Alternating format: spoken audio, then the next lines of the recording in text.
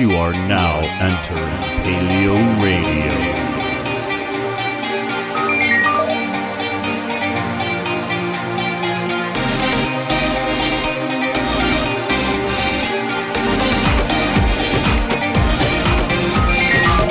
Welcome to PaleoRadio with your hosts Jeremiah-Bannister and Joe Elder. That funky beat is never going to get old, in my opinion, Joe. No, never ever. Never ever. That's the beat and the intro to PaleoRadio. I am your host, Jeremiah-Bannister, along with... I am Joe Elder, the other co-host. Yeah. And every single Monday from 10 to noon Eastern Time, we dominate the airwaves here. We totally occupy Grand Rapids. It's hilarious. And just have a fantastic time. And we always invite everybody. Join the program. It's an easy thing to do. Much easier than the butterflies in your belly may want to admit. But you can call the show. And you can take part in the program at any time. We're a talk radio morning show. We love communicating with individuals. And you know what? We're going to have a question of the day today. Yeah, we will. Yeah, we're going to have a question of the day, which is going to result in someone around the country being able to dip their paws into the much coveted PaleoRadio vault. So that's going to be a whole bunch of fun. But Joe, how was your week, man? Oh, it's been a great week. It's been an intense week. Politically, it's been a very fast one. Boy, there's a lot that went on this week. Personally, it's just been a lot of work, getting a lot done. But man, I can't say enough about how fast it's been politically. There's a general election in Britain. James Comey testified. There was Trump lawyer responses. There was, political talking heads for John McCain. 5 straight days. John McCain's questions. John McCain's body was at the hearing, but we don't really know where his mind was. Right. It was intense. Wow. Yeah, the whole week. And there was the world's longest breakfast table. Oh, I didn't even, yeah. Well, yeah, hey. That happens every year. The world's longest breakfast table. The world's longest breakfast table. For all of our listeners there in Battle Creek, Michigan, Cereal City, USA. Woo. That happened. It's a huge event. There's thousands of people that go. And they have ice cream, or not ice cream, I'm so sorry. They have cereal laid out all over the place, right? Some of it is like ice cream. Yeah, well, basically, that was kind of the gist of where I was going with this. Because, see, here's the thing. For the last, what would you say, almost a month now, I've been eating kind of vegan. Like, kind of, because I'm not politically or philosophically tethered to it, so sometimes there's got to be a more technical term for what I'm doing. But our kids, while not eating the exact same way as I've been eating, have been eating a lot better. And so they've already been eating good anyway for a long time, but just no redonkulous sugary sweets. Let's just put it that way, like zero. So they go to this breakfast table, and Ambrose just goes to town on this stuff. And he eats like, I forget how many bowls he was talking about. It's like Fruity Pebbles. He's like, all I had was Fruity Pebbles and Fruit Loops and 2 packages of Pop-Tarts. Cap'n Crunch. And homeboy was just puking because we went to Battle Creek to go see one of our favorite nieces. She was in a ballet. It was a dance show, right? So there was a whole bunch of people dancing. Sherry Rarick's, I think, is what it's called. And so we were there, and we were watching and stuff. And he said, I got to get out of here. So we went outside. He totally puked inside the trash can. I asked him, I said, would you want to go kind of walk on the grass and get away from everybody? No, I'm fine. And I'm like, wow. So then we go inside, and we go up, and I said, dude, where do you want to go? Do you want to go by the where the bathrooms are in case you got to puke? No. And his belly was hurting. He was farting really badly everywhere. He's just set himself off. And it's like something died in his belly. It was just begging, poor it was terrible. So he wants to go all the way to the tip top, man. And this is W.K. Kellogg Auditorium. It's huge. Yeah. So we're way up at the top, and it hits me, and I go, there's not a bathroom anywhere near us. We were like 3 flights of stairs away. So all of a sudden, he says he's cool. And I'm like, yeah, he says that for now. And all of a sudden, he goes, Papa, and he's grabbing my arm, and he makes it just outside the door, man, and he rows all over this concrete floor. Now, at least he made it there, right? Yeah. But the thing is, it was pretty close to intermission, And that's the door all the people on that floor are bolted to. Have And I'm to like, go out. they're going to open that door, and there's vomit right on the other side. So we're booking down as fast as we can, and we're telling people, yeah, there's some kid up there. You're like, wipe your face. We've got to go lie to the authorities. Yeah. He's all green in the face, and I'm trying to pretend it's not mine. But no, it was funny. And, of course, our niece did amazingly well in her dance performance. It was awesome. She had this cute little tutu. She was doing ballet, and Ambrose feels much better. That's good. Yeah. He's recovered from his sugar binge. I'm telling you, man. So speaking of a sugar binge, man, we got to get people, we got to get them their dopamine release for this show. That's right. Yeah. Boy, the list of topics that we have, pretty on point, I would have to say. Oh my gosh. We're covering quite a lot of different things. We're going to be talking about, obviously, the general election in Britain. The Tories kind of tried to have a power grab there that didn't work out for them. We're going to be also talking about, the James Comey testimony and really what was said and what wasn't said. You know, I think that's important to go because depending on what echo chamber you're bouncing around, it seems like the two outliers are absolutely nothing happened and everything happened. And somewhere in the middle, I think we find ourselves. So that's going to be fun. I do too. And I think it's kind of interesting because we're going to be citing, at least in part for that, Ben Shapiro, and I don't think we've ever cited yet on the show. We both have. He's within the radar. He's in the radar, but for some reason, I'm like, specifically, I don't know if I've actually quoted Ben Shapiro specifically. I know for a fact I haven't specifically quoted Ben Shapiro. You're like that's not even a question. Not to discredit him. It's just him and I don't jive. The controversy over fearless girl statue being covered with a burqa to raise awareness of Islamic oppression, and this was done during.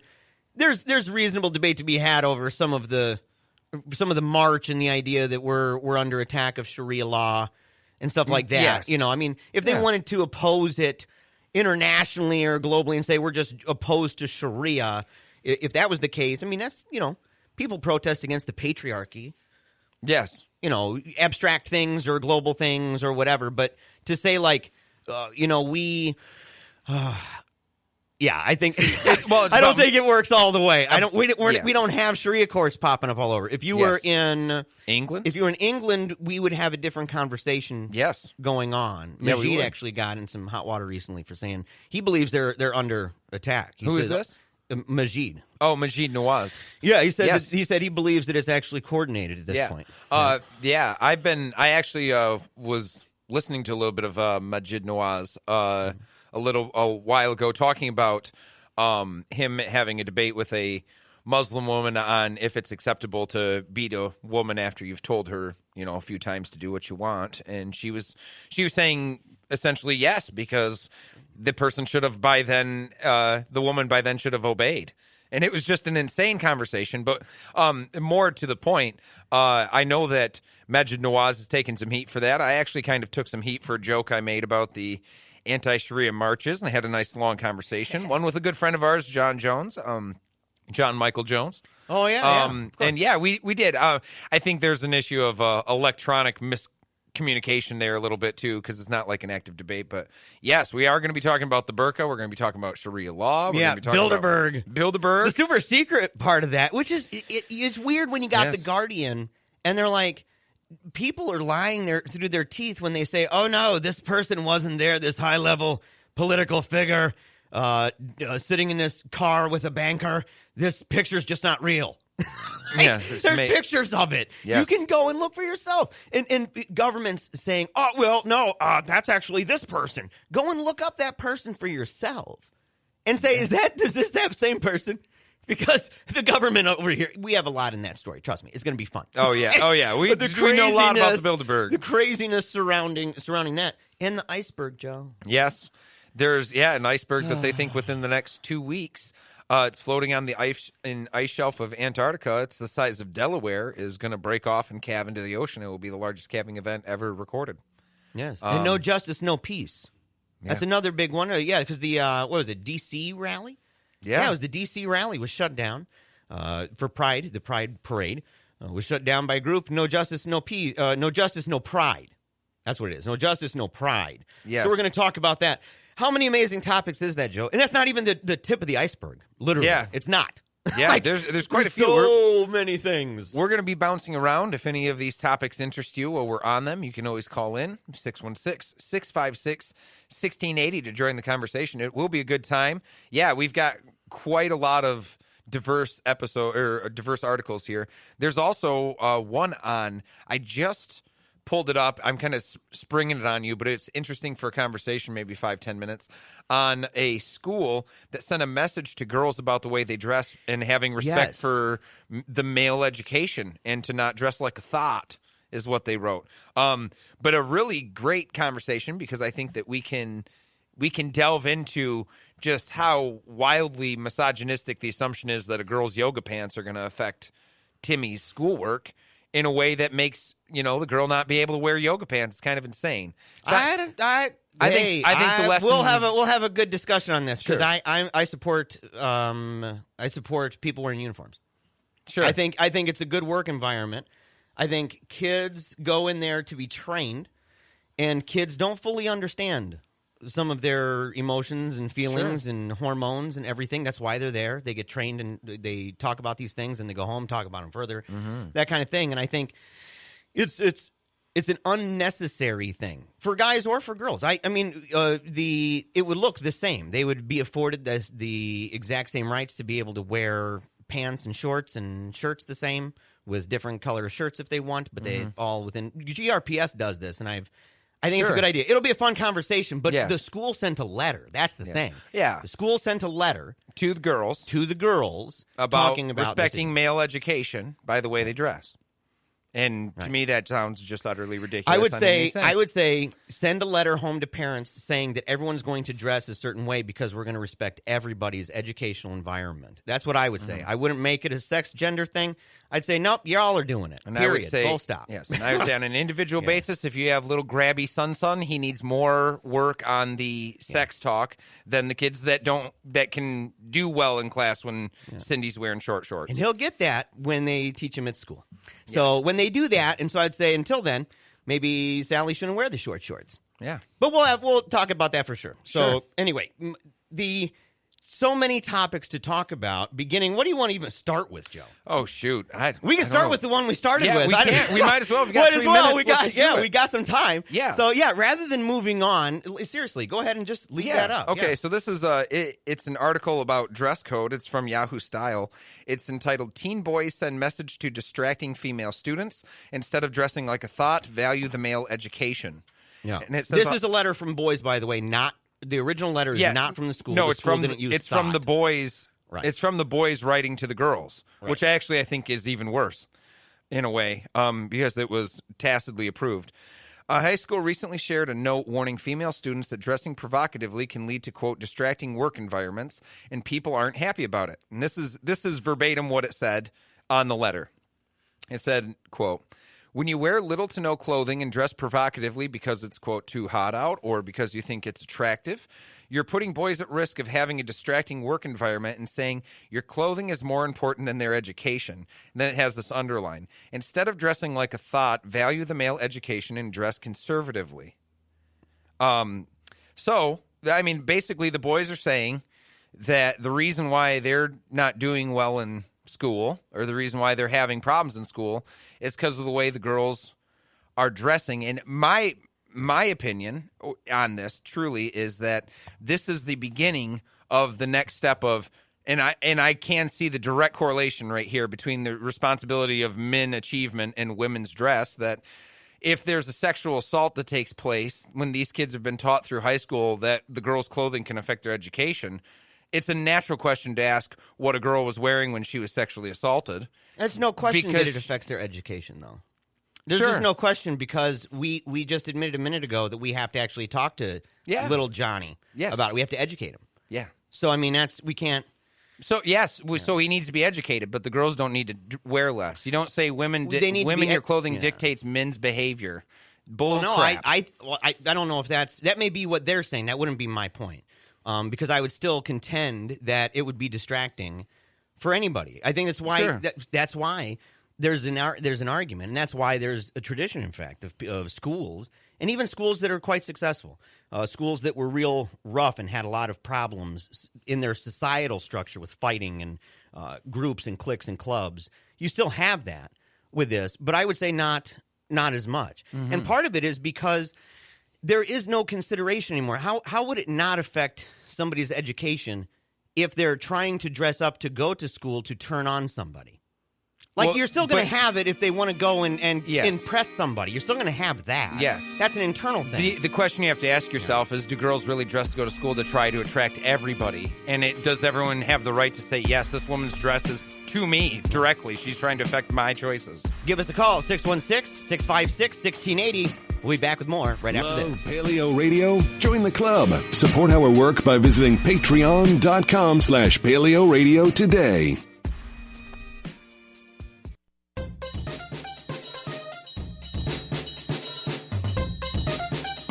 Back to Eagle and Dragon. Welcome back to Paleo Radio, live in studio, 10 a.m. to 12 p.m. here on Mondays. 616-656-1680 to join the conversation. Yeah. We've been talking about a dress code, well, not really, I guess a dress code, but really a dress code request, if you would call it, by some boys in the high school to the girls. It's pretty passive-aggressive. I mean, they're Pretty passive-aggressive. The boys got a lot to learn. The last line of it saying, instead of dressing like a thought, value the male education and dress conservatively, Yeah. which I think is really the gist of what their point was. And so we're just having the conversation. How do you solve these problems? Like we were talking about having an entire dress code, a uniform for everybody, right? Which Our kids that go to a works. school where that's there. They've been at schools where it wasn't the case, and they did quite well. Sure. It depends on the school, right? And actually, Angela brought up something during the break. Angela is the voice during the intro. She's also my wife. She's right here on the boards here, but she brought up how it's always framed like it's just a problem that men deal with. And she thinks that there's also a distraction sometimes that women deal with the way that men dress. You know, like Sure. dudes might laugh about it, but that's because they don't have the muscles for the muscle shirts. So they Yeah. might laugh and go, oh, yeah, right. But no, it's like, no, that might actually be pretty sexy to a lady Sure. to see a dude who actually has muscles, not Mr. Flabby guy over there. But this is why I feel like this is kind of liberal version of a slippery slope, if you will. But that's kind of why I feel like you don't get into the game of dictating dress for how other people feel, because that's never ending. That never stops. You know, someone could be sexually attracted to someone wearing a burqa for real. And do you pander to that, or do you tell them it's their own problem and the person can wear what they want? I think it's one thing if you're trying to get rid of all of the problems, and that's what I was saying during the break too, is like a lot of this is internal. I mean, you have to train the boys. You have to talk to them. Yeah. They have to be educated. So a lot of this they just bring no matter what. It doesn't matter what clothes they wear. They could wear a burqa. Yes. And it doesn't matter. There's still a human impulse. Does that mean that all things are equal? That if we put clothes on, I mean, there's an article going around now where dudes there was a couple people that wore a Trump, they had Trump like a sweater, and it said Trump on the front, and their school cropped it. Yeah, for ridiculous. the yearbook. Yeah, it totally did. And it was for like 2 or 3 different people, and one, they took out the quote for the school president, for the the class president or whatever of that year. They took out the quote because it was something about Trump, and he was saying like, think big, and all this stuff. That kind of thing can happen if you allow for this. And a lot of times they'll say you can't wear stuff that says it has a rapper on it or has a rock star on it. Or those sexual innuendo ones, sexual which were innuendo. huge when I was in high school. I hated those. Right, The so you monkey and a can't- banana or whatever. It was stupid. So they have some things that are like, that seems reasonable. So you can have reasonable codes by saying, look, there's certain distractions that in this environment that you're stuck in for 8 hours where we represent legally your parents, all of you, that when you're here, cut out what in any way that can be problematic to a certain extent. Because Sure. you're never going to, like you said, there is a point to that. You could then take that and say, well, therefore a burqa. And Yeah. I would argue, well, no, not therefore a burqa, because even with a burqa, you're not going to get 100%.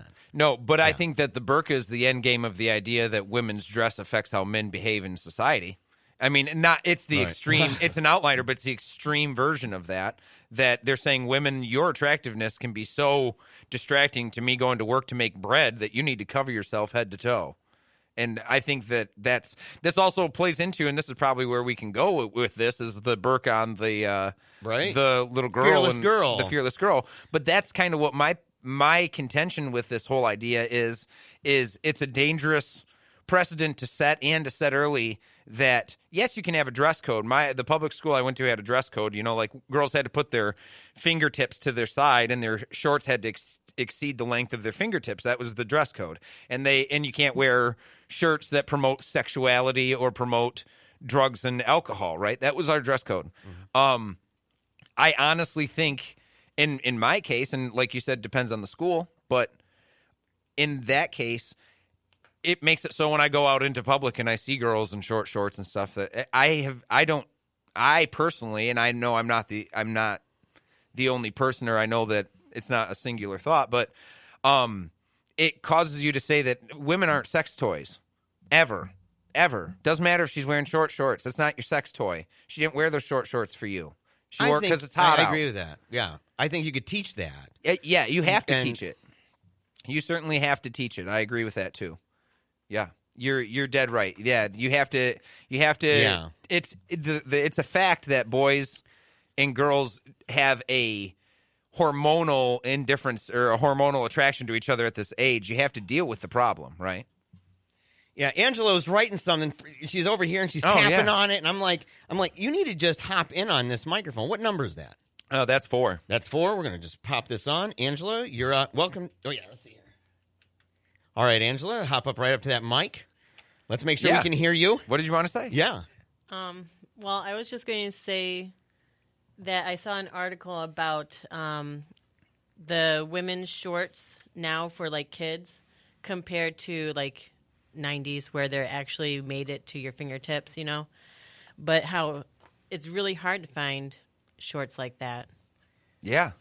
That's true too. That the design of clothes affects one way, which I think is a bigger instance of why you have to have the conversation with your kids. Like I remember, as a kid with 3 older sisters, my mom sat me down when I was young and had this conversation with me a lot. Especially she was a high school counselor, so that really helped me, right? But she would say, now people will tell you that when girls dress a certain way, they're dressing that way to attract you to them. But I have something to tell you.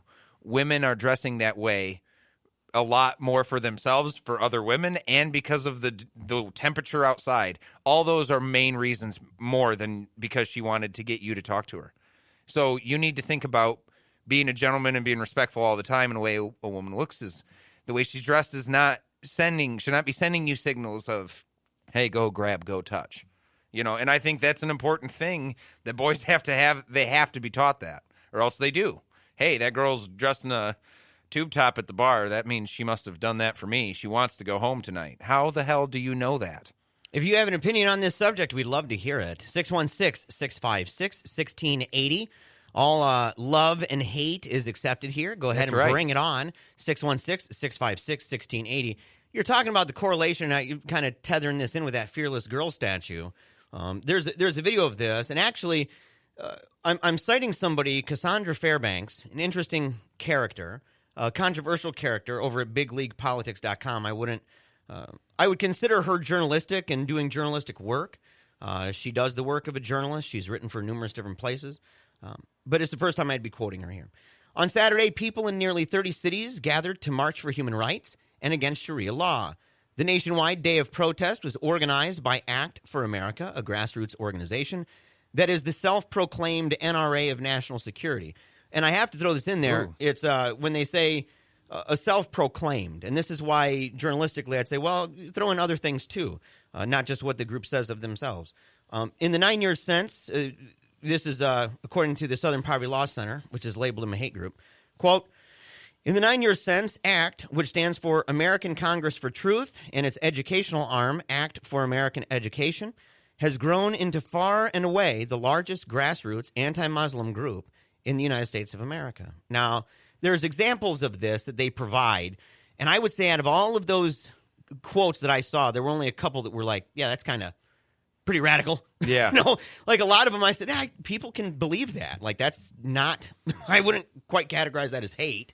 I'd say that that's a decent argument in some way, but to point that out, that you're not just talking about a group that says, hey, we're against certain kinds of immigration, or we want vetting to be real strict, or we want to bring awareness to this. But there's also groups out there, and people can decide for themselves on the Southern Poverty Law Center, but they call them anti-Muslim. They also called Majid that, didn't they? Or who was it? Ayaan Hirsi Ali. Ayaan Hirsi Ali. See, as I said, take it. Yeah, who was a victim of female genital mutilation under Sharia law where she grew up. Yep. Was labeled an Islamophobe by the Southern Poverty Law Center, and saying that she was a anti-Muslim extremist because she said that, I don't really like the idea of FGM. Rebel Call her crazy. Rebel media journalist and anti-Sharia activist Laura Loomer caused quite a commotion in New York City during the March Against Sharia after covering the Fearless Girl statue with a burqa. Donning a red Make America Great Again hat and a Donald Trump shirt, Loomer brought a sign that read, "No such thing as an Islamic feminism," and covered the statue with a burqa. Quote, "I wanted to take my sign to the statue, which is supposed to be a protest against patriarchy and capitalism, to protest the most vile and oppressive patriarchy in the world, which is Islam. I also wanted to expose the hypocrisy of the left, as nobody there would disavow the patriarchy that is Sharia while celebrating the statue." And Loomer asked the crowd, because people were trying to remove it and everything, and she asked the crowd, "You guys don't want to take a picture with it? Why not? You don't like the image of a woman in a burqa? This isn't enough feminism for you?" Yeah. No, they probably didn't want a picture with a lady in a Make America Great Again hat. Yeah. She would. This is my own personal opinion to the protest. Would have been way more clever to not have your political affiliation on your head while you were trying to make your point. It seems biased. So more people would react to her hat than they would to her point, which I bet they did. Probably. You're just a Trump supporter trying to make this point, so screw you. Yeah. I mean, which I know that stinks, but we have to know our context. If she would have went out there with just her tie-dye shirt on and done it, I think she probably would have had a more thoughtful exchange. And that's not her fault. This is, again, what we're talking about with people assigning a bunch of things. How do people know that she's some ignorant woman because she's wearing a MAGA hat? I don't know. They think they know. I don't think they do. But it's just one of those. Yeah. But going to the point of what she said she says they're not feminists. Is great. But she said that they're selective, that what they consider to be oppressive. You can't call yourself a feminist if you're not willing to disavow the misogynistic pedophile that Islam worships. Well, I think she's dancing around a lot of different taglines at once, though. If under Sharia law, yes, there's not. But who's the liberal? What's the liberal group that says Sharia law? Yay, says we're cool with that. You can have Sharia law down the street. We don't have an issue with it. There's not a liberal group that says that. There's liberal we should groups, bring her on here. There's liberal groups that say they can have Muslims. There's liberal groups that say, hey, Muslims can live next to me. Dearborn, Michigan's a good example of a bunch of moderate Muslims that live in the United States that don't seem to have maybe they're harboring terrorists, but haven't seemed to hear of anyone. I mean, I'm saying that facetiously. I don't think there are. But I don't think there's people pushing for Sharia law in Dearborn, Michigan, which would change that dynamic quickly. You know what I mean? But I do like the idea. I really like her point. I think she made a great one with wrapping it up and saying this is misogynistic as all get out, which it is. I can't see how it's an expression of femininity. All right. That's Cassandra Fairbanks over at BigLeaguePolitics.com. You got to go check it out. Fearless Girl statue covered with burqa. We'll be right back.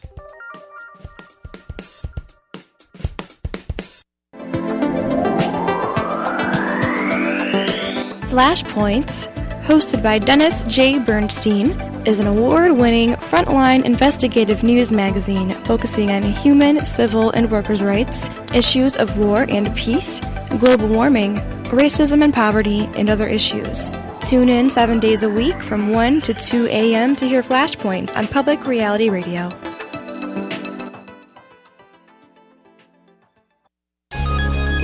Citizens growing green space on this Current Cast.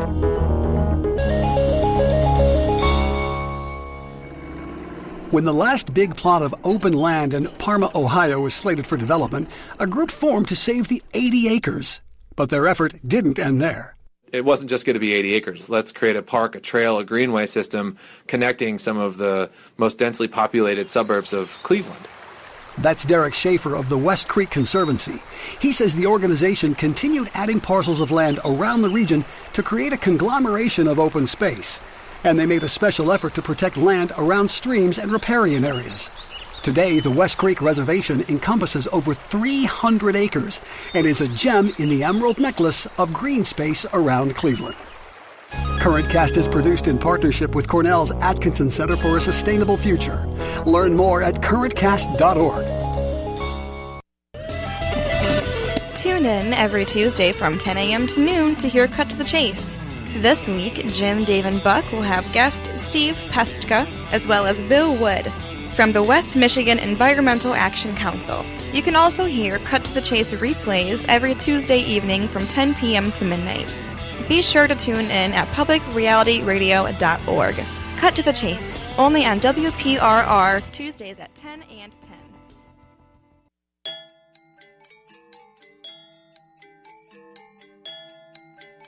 Now back to Joe and Jeremiah.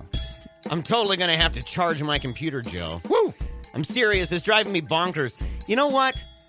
All this talk about stuff that Apple is doing that's new and improved and supposed to be mega dope. Yes. How about they actually make a charger cable that doesn't suck? Yeah, no kidding. Mine's ripped to shreds. Yours Mine's is on another level. Mine shouldn't even be out right now. Yeah, Dante wrote about that in his Inferno. There's a Yes. special place for chords like that. And it needs to go to sleep.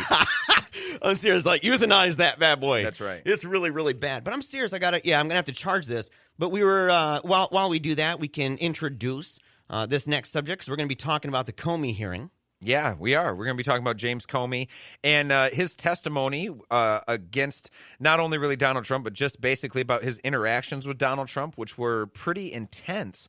On Thursday, Comey testified in front of the Senate committee. He has admitted a lot of things that we already knew were true.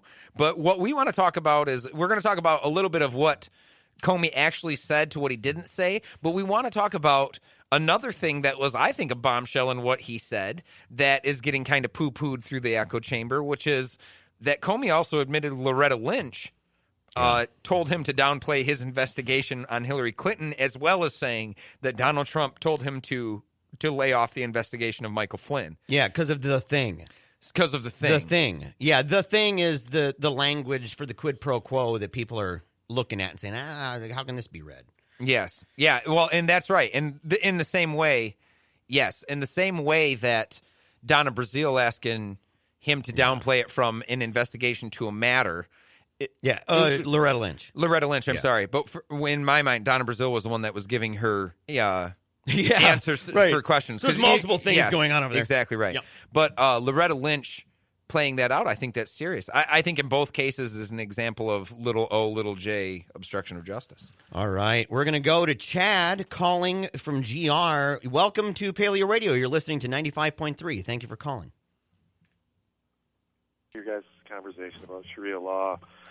And I don't know, when I think about friends of mine who listen to like hate radio and stuff, they seem to be really consumed with this, and they probably even haven't ever met a Muslim in their lives, and they're really worried about Sharia law, and it just seems, obviously I'm not for Sharia law, but it just seems kind of a way to demonize the Muslim population. I don't know, maybe in a more Muslim populated area, maybe on the east side of the state, but like you said earlier, there doesn't seem to be too many people wanting to institute it over there, and also there's lots of other religions that have aspects that we don't like. I mean, I don't know, in Hinduism, they have child marriage, and so it's like, where do you draw the line, I guess is what I would say. It's kind of hard to want to outlaw religion, maybe. I mean, that seems, I don't know, not really, but I'm just saying that I just don't think it's that big of an issue, and these people trying to draw attention to it just seems to be another divisive tactic on the right, but I don't know. That's my thoughts on it. No, I think that's a great thought, Chad. One thing too is there are a lot of people in I'll have to look up the study here. Let me see if I can find it. But there was a study from Pew Research that found that most people that view issues like right-wing extremism or Islam or extremist Islam, they actually think that the percentage of those occurrences are way higher than they are, and they actually think the population of people involved in the groups is way higher than they are. For instance, a lot of people that believe in Islamic extremism that is coming to our shores in droves think that 10% of the American population is Muslim. It's actually just a little over 1%. Right, exactly. So they exaggerate the numbers of people that believe it. And also liberals do the same thing with right-wing extremists where they say, all these gun-toting rednecks, and they believe that, something wild like 35% of the country is okay with, right-wing extremism beliefs. And it's actually more, again, it's like 5 to 10%. Yeah, what the Telegraph recently posted, quarter of British Muslims sympathize with Charlie Hebdo terrorists. Yeah. It's like 1 out of every 4. In Britain, right? And so, and that's where it also gets murky, is people just kind of equate everything and just treat it as if there's nothing different about the concentration of Muslims in Britain compared to a concentration of Muslims in the United States, spread out over a massive space.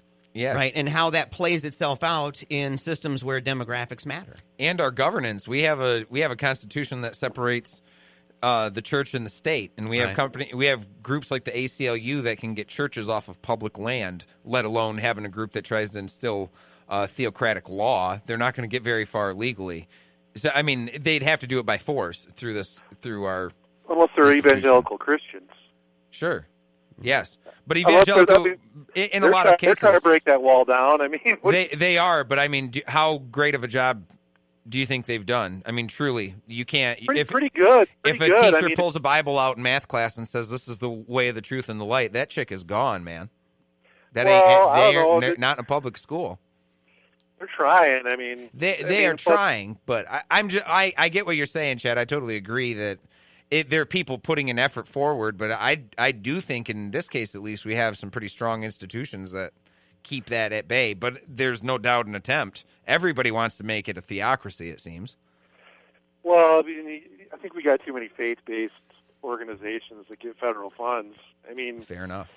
If you go back to the Founding Fathers, obviously, I've heard countless times on the Tom Hartman show on the station that James Madison, wouldn't support I think it was a children's hospital because it was he wouldn't, give federal funds to that because it was a faith-based organization. So they might be just trying to save money. Who knows, right? But you think there's you think there's a principle there, and so that's I think it's gone too far already. Myself, if we consider ourselves a secular society, which is a society where church and state are separated, then I think it's already gone too far. I don't know.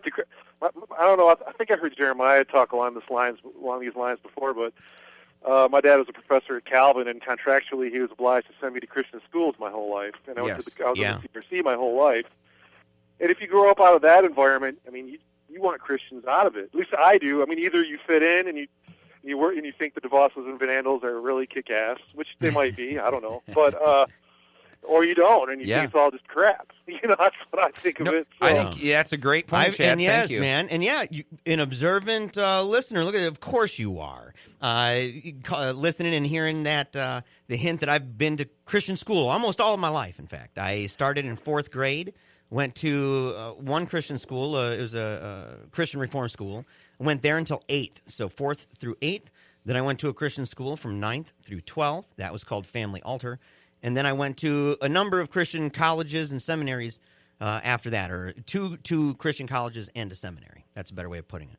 So, thank you for that phone call, Chad. Definitely appreciate it. Thank you. Big time. Yep. Ciao. All right. Yes, thank you. Hope you have a good day. I wanted to say this, too. You can call 616-656-1680 if you would like to be part of the program. Again, 616-656-1680. We got a message from somebody talking about the quote that we had from Loomer saying that they're really not feminists, they're selective. You can't call yourself a feminist if you're not willing to disavow the misogynistic pedophile that Islam worships. And this individual, Dylan C., from Lansing, representing from Byron Center, said, while she's not technically wrong about Muhammad, it's besides the point. I don't think this individual has much ground to stand on in saying that there are not feminist Muslims. if only because I've met at least 3. Yeah. And I would say, I can hear that, but I can also say, there's one very popular one, Mrs. Sarsour. Yes. And Sarsour is in a whole bunch of hot water because she won't answer questions having to do with female genital mutilation, which she has supported, to do with defending Sharia and talking about how Sharia needs to be everywhere and people need to live under it. And so for her not to answer these questions, and she didn't answer the question that was proposed to her because it was asked by a white person, a white man. And she specifically said she didn't feel like she had to answer that. Yeah. And I'm like, you're talking about female genital mutilation. So there are some people, in fact, people who organize the Women's March, who may also believe things. They may be feminists to a degree, right? They are surrounded by other feminists. But they also may believe in a kind of, why wear the head covering, if not because of the patriarchy? Yes. Well, that's kind of a thing. And we can say, well, it's not really. Yes, men made up the rule. Yes, men are the ones, the imams that have always said that this is how it goes. Yes, it's part of that. But I don't do it for that reason. I look and say, well, okie dokes. Yes, I hear that. And that's why I thought it was a very clever defense by Asra Nomani. Do you know who she is? Asra Nomani is one who she defends the use of the hijab, saying that, and I thought it was a clever defense, but she says it's a way of guarding my sexuality, that yes, I'm choosing to wear it, but it's also because the assumption that I have to show my sexuality or be sexual to be engaged in public is something. She's trying to she's trying to do that flip of, exactly. She's trying to do the mirror flip on you, right? So it's interesting because if a lot of people I know, if they saw, let's say, an Amish, some religion where it's quite obvious that the woman can't wear what she wants to wear, she can't cut her hair, she can't wear earrings, like apostolic faith, Pentecostal apostolic faith, oneness, for example. You can't have earrings. You can't wear the makeup. You can't braid your hair certain ways. It's mainly about women, although they do also have rules for men as well. But the women, that's where they're wearing the long dresses and everything else. They say the same kind of stuff. They say, yeah, I'm protecting my sexuality. In fact, there's a book in defense of modesty. It's like one of the I wish I remember her name. But she's basically dressing with dignity type person, and she makes the exact same case and says that. But a lot of people that I know, especially on the liberal to progressive left, that they look at that, and when they talk about the Christian brand of that reasoning, that is still patriarchal. Yeah. That's still, dude, you can say that, but the dudes are the ones making you do it. And we keep driving it back home to the fact that it's in a Bible written by dudes. So that didn't let women have a say in how they were going to make the rule. So I think it's at least we have to that extent. It doesn't make all things equal, but to that extent, to say we do one thing over here with this group, and we say, well, we don't try to untie the way those women are dressing from the patriarchy, and on the other side go, well, it's an irrelevant point. So on, so on. They're saying the exact same thing. They are. They're using the same logic and reasoning. On both sides of the fence post. So you just got to say, to a certain extent, there are quite obviously at least similarities. Let's talk about those maybe. Well, yeah, and I think it's similar to a discussion about a Catholic school having a legitimate dress code for all their kids, and they say this is the conservative way to dress. Like, there's questions about that in terms of where that comes from women, for men. Stick around, folks. PaleoRadio will be right back with more fantastic articles. For debates, interviews, or speeches, contact PaleoRadio at gmail.com.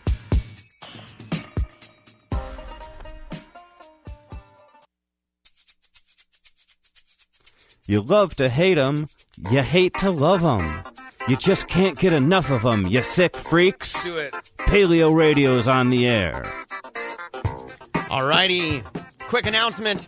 At 11 o'clock, the hounds are going to be let loose. And it's going to be time for the question of the day. The highly coveted PaleoRadio Vault. People love dipping their paws into it. We've actually had a couple that have done so thus far. We've had 3 winners, I believe, and only 2 have wanted something. Yeah. Only 2 have said, hey, I actually want to dip my hands in that thing. But there are great things in there. There are great things. And in fact, both of them, I mailed them out last week. And we posted a picture of us doing so. We mailed them out. One of them was mailed out to Tennessee, and that was a book about the God delusion, as well as a Be Brave bracelet that my mom gave me while my daughter Samantha was dealing with cancer before she died. And I wore it for a very long time, and in fact only took it off to go onto airplanes. It's the only reason I ever took it off, was to get on and off airplanes, go through checks, and I gave that to that man. We also had someone who won here in Michigan, and that person got The Science of Good and Evil. And that is by Michael Shermer. Yeah, so a Michael Shermer book went out to someone in Michigan. So a whole bunch of fun. And I was really glad about the caller in Tennessee, right? The person who got that one right, James. I'm really glad that he brought up Team Tiny Dancer, because we're going to start putting some Team Tiny Dancer stuff in, and our daughter, Samantha, that's her team that she had and that continues to this day. We're going to put things in there for people. You know, so if they're big fans of Team Tiny Dancer, and tons of the listeners that we have are, those things will also be made available inside of our vault. So if you want to take part in this and you want to win, you're going to have to listen for that question of the day at 11. Because we're not doing it now. We got to finish this Comey conversation. That's Joe. right. We do have to finish the Comey conversation. And I've got a couple articles I'm bouncing between. One is from PBS. The other one is CNN Politics, which is the 10 things that we took away from the Comey testimony. And then what are CNN's 10? Because I have Ben Shapiro's 9. Ooh, list their 10, and let's see what the overlap is. Let's do a comparison. All right. I have to wait for my computer to play along with me here. So it may take me a moment, but if you want to start with Ben's, then we'll go from there. So here's the thing. Former FBI Director James Comey's big moment in the spotlight came and went on Thursday. It wasn't the bombshell the left hoped it would be. It did provide them with some decent headlines, but it also ripped apart their narrative of a president who colluded with Russians to steal the 2016 election, then fired Comey to shut down the investigation. It also wasn't the complete exoneration the right hoped it would be. Comey testified that Trump acted extraordinarily improperly, even though Comey himself didn't act with pristine honor. That's his intro. Yeah, and half of what he said I don't think is all right, so there we go. So, okay, just what does CNN say right out of the gate? Well, it's still okay, well, we're just going to go down. Issues. Let's just go down the 1 by 9, the 1 through ahead. 9. May as well. Trump didn't try to kill the Russian investigation, number one. According to Comey's testimony, both yesterday and today, Trump did not attempt to kill the investigation into Russian election meddling. In fact, he even asked Comey to look into associations between campaign satellites and the Russian government. Comey was asked directly whether Trump asked him to stop the Russian investigation, and he said no. Number 2, Loretta Lynch acted improperly. Comey found it troubling. That's something that we've mentioned already before. 3, President Trump acted improperly, and Comey found it troubling. And that had to do with the quid pro quo that we mentioned earlier. Yes. Number 4, Trump's actions may earn him an investigation for obstruction. Comey added, I don't think it's for me to say whether the conversation I had with the president was an effort to obstruct. He's leaving it to Special Counsel Robert Mueller.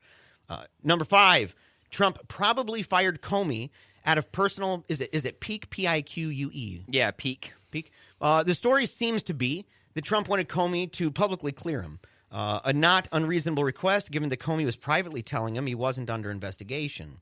In fact, in May, Senators Dianne Feinstein and Charles Grassley reported Trump was not under personal investigation.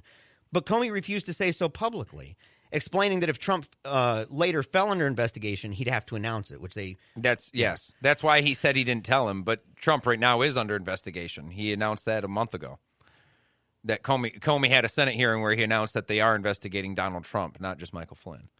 That was a month ago. So, but the question they're asking is, did Donald Trump ask him 3 times if he was under investigation? Comey say no. The answer is yes. Comey said he didn't tell him because it was the worry was that they were going to have to retract that in the future, having said yes and coming back on it if they ended up not, because they hadn't fully done it yet. They hadn't indicted him yet, but they were collecting evidence.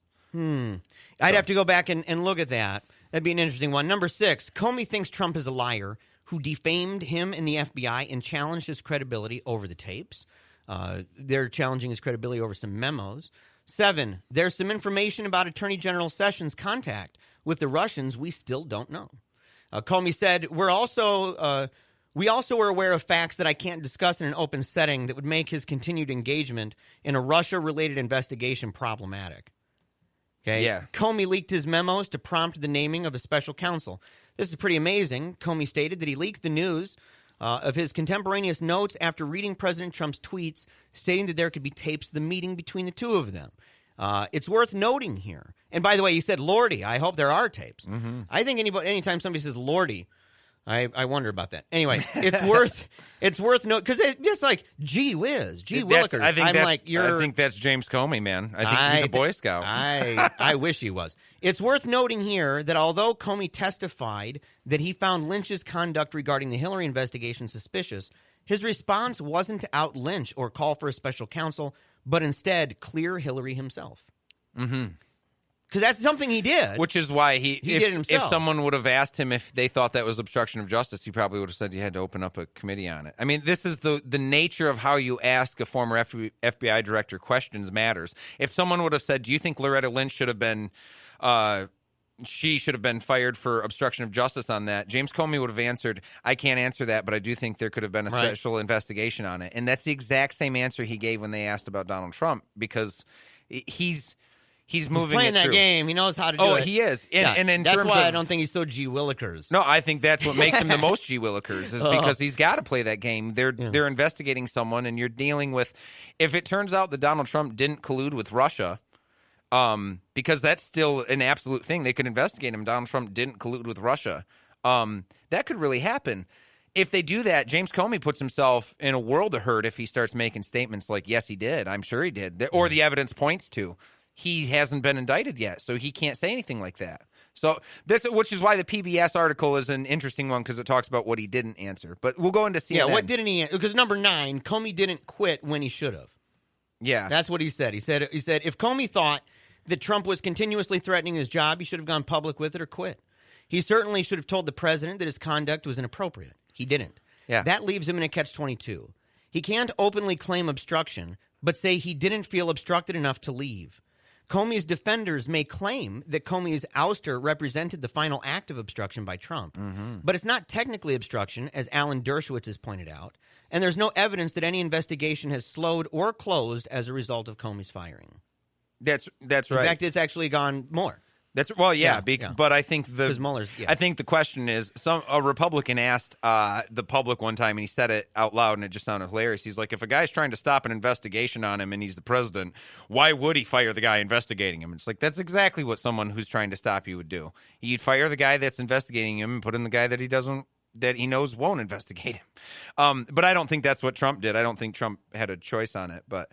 Let's go into the CNN article because I think what Ben Shapiro laid a whole lot of opinion over a little bit of fact in that article.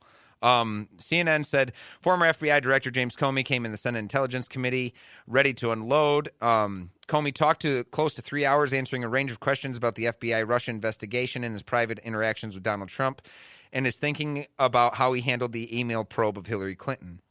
It said, here's the top 10 takeaways. Number 1, Trump's request of Comey may have put him under scrutiny. Comey was clear that the president was never an explicit subject of the Russia probe, but he also said Trump's private comments urging him to drop the Flynn probe led him to tell his Justice Department colleagues that they needed to be careful. Comey also noted that he had already provided his memos of his private conversations to Trump and that they were the subject of the special counsel's probe. Number 2, Clinton's emails were not a nothing burger, which obviously that's true. Yeah, yes. Right. Comey was not only critical of Republicans during his testimony. GOP reactions were quick to highlight his less than flattering comments about former Attorney General Loretta Lynch and her handling of the investigation of Hillary Clinton's use of the private server. He testified that Lynch pressed Comey not to call the FBI's Clinton investigation an investigation, but instead to call it a matter. He complied, telling reporters that it was a matter, but in the long run, he said it contributed to his urge to distance the FBI from Obama's Justice Department because of integrity fears, which is, honestly, kind of the way he handled Trump telling him to interfere. He didn't come out. He didn't come out and quit. That though? When did he decide to stop letting them basically do that to him?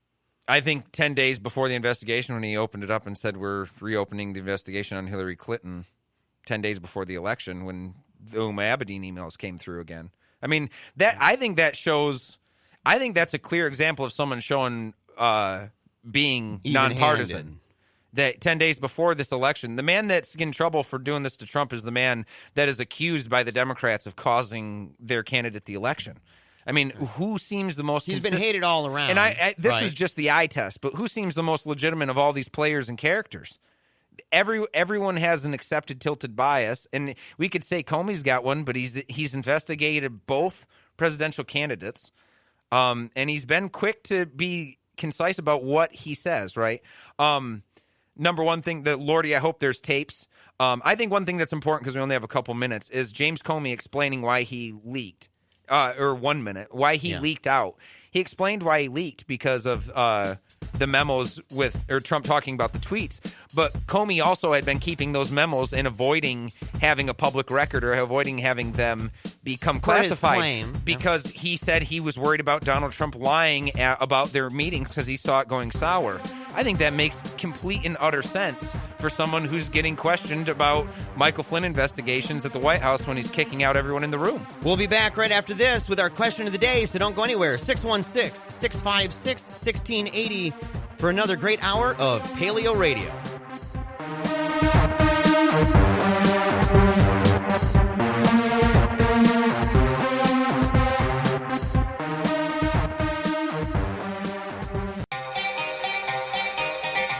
You are now entering Paleo Radio.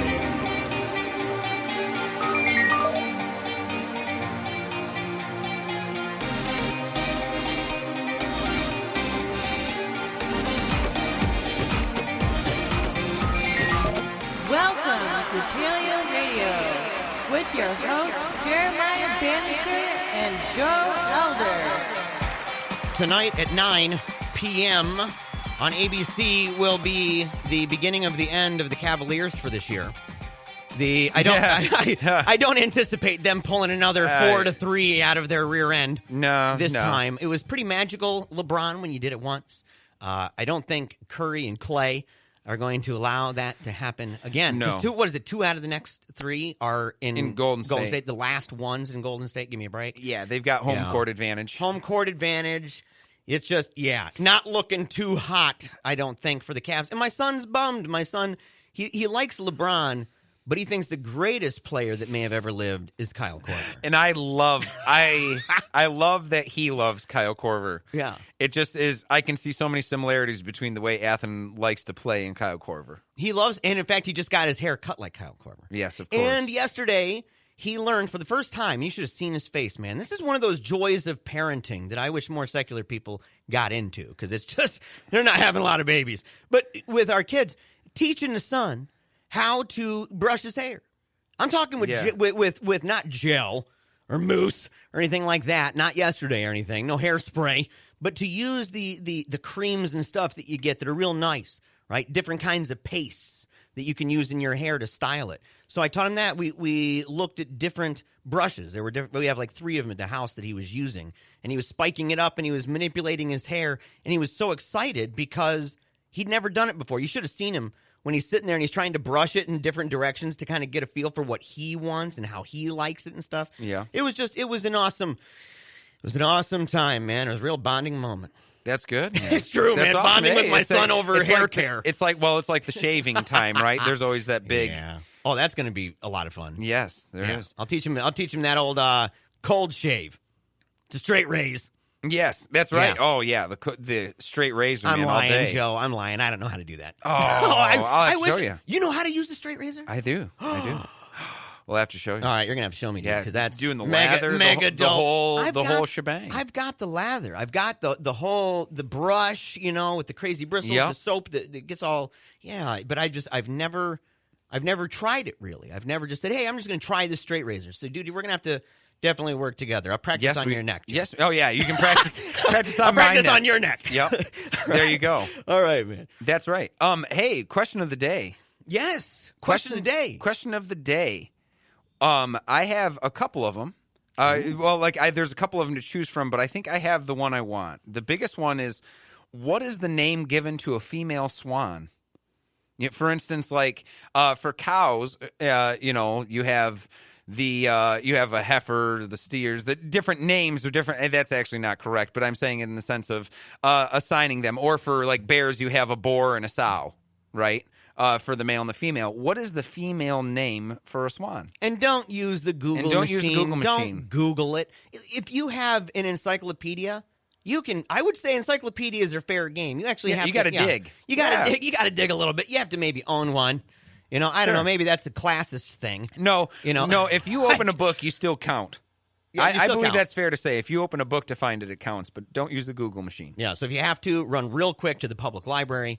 And then make sure to give us a call. And give us a call even if you have the wrong answer, but you think you might have it. You don't know 100%. Look, yes. The worst that's going to happen is we'll make fun of you a little bit. Yeah. Yeah. And if you don't know, you can wait on it.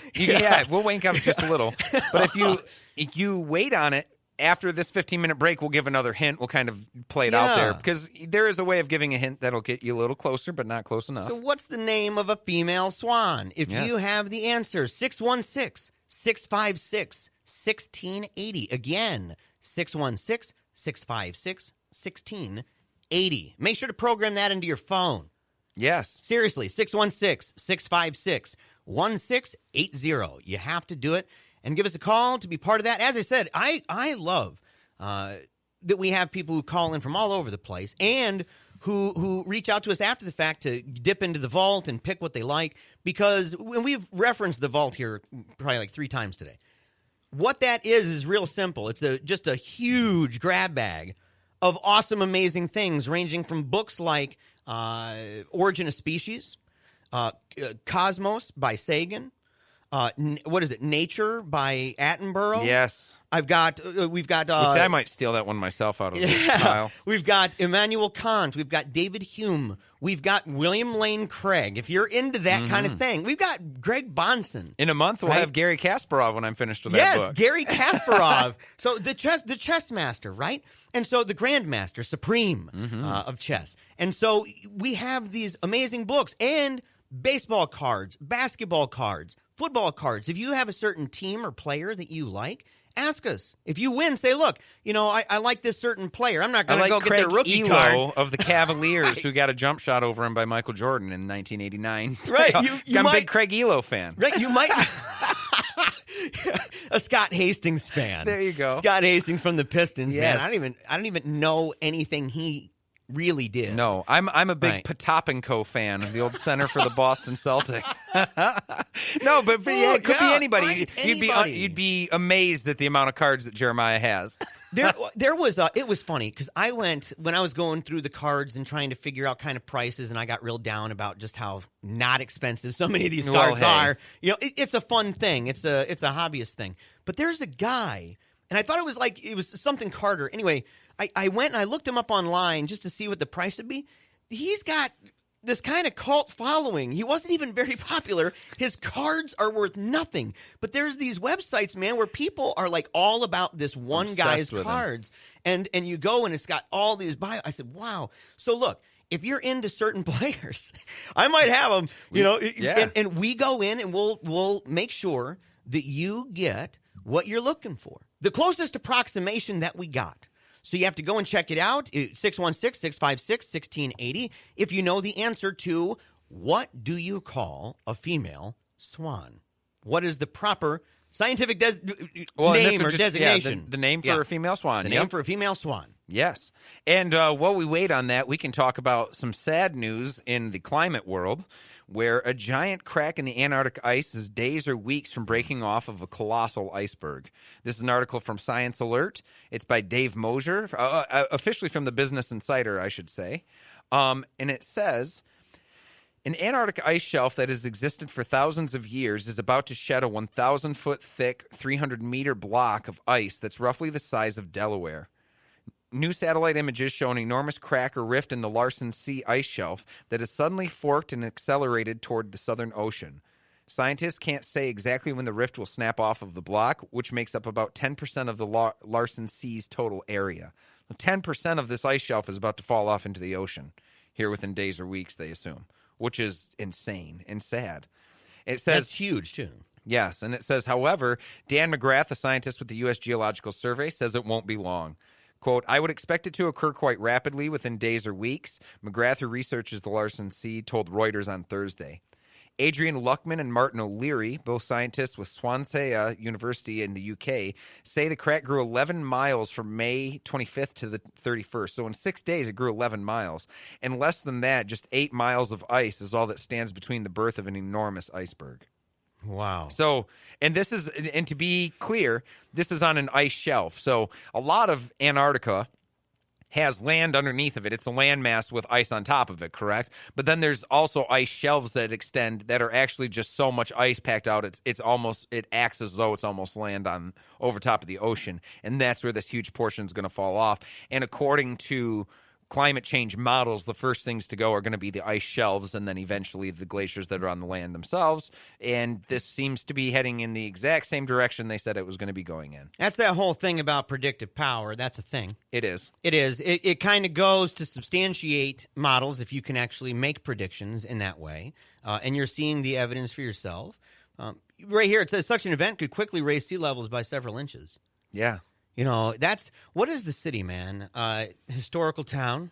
I don't know if it's Greece, Italy, Mediterranean, where the waters are coming in. Shoot. They're coming in pretty far. Venice Beach. And they're coming in pretty good. They are in Miami, too. They are in Miami. And Miami has day floods. Oh, that's great. They have permeable roads, and sometimes the seawater backs up into their sewage systems and kicks up, and water floods from their drains. That's awesome. Floods their cities. Yeah. Why Vice has been nailing this, by the way. Vice on HBO. I know this is a free plug for them, but if anyone gets a chance, check them out on HBO even. But Vice has covered being in Venice and when the tide has come in, and we're talking about people sloshing around knee-deep in water in the middle of what used to be a courtyard or a food court. Yep, neck-deep in flocka. Yeah. You know, knee-deep in water. That's a good combination. Some drugs and some water. In Miami, they are straight up building more and more living spaces and apartments and high-rises right next to a beach that doesn't exist anymore. The beach has been swallowed. The water's right up to the edge. They have just cement walls that are only like 5 feet high to stop the water. That's the biggest derp face I've ever seen. It is the most ridiculous, short-sighted thing in the history of Miami. I mean, it is. The other one, and this just has to be said because we want to talk about practical things to change about the incoming problem with climate change. Right now, the government subsidizes people to live below levees in places like New Orleans, in places like Florida. They allow people to get insurance rates that you and I cover here in Michigan when we pay a higher rate for living in a safer area. We're actually subsidizing them to move their house back in right under that levee and build their house again. Yeah. When everyone's talking about their FEMA checks, what are they talking about? They're talking about the government paying them back the money that they, quote, owe them to be able to rebuild their house in the exact same place, in the exact same threat location that it was at not even 3 years ago. Mm-hmm. And that is a problem when you're talking about rising ocean tides. We're going to be subsidizing, repaying for houses that are going to get swallowed, and we know they're going to get swallowed.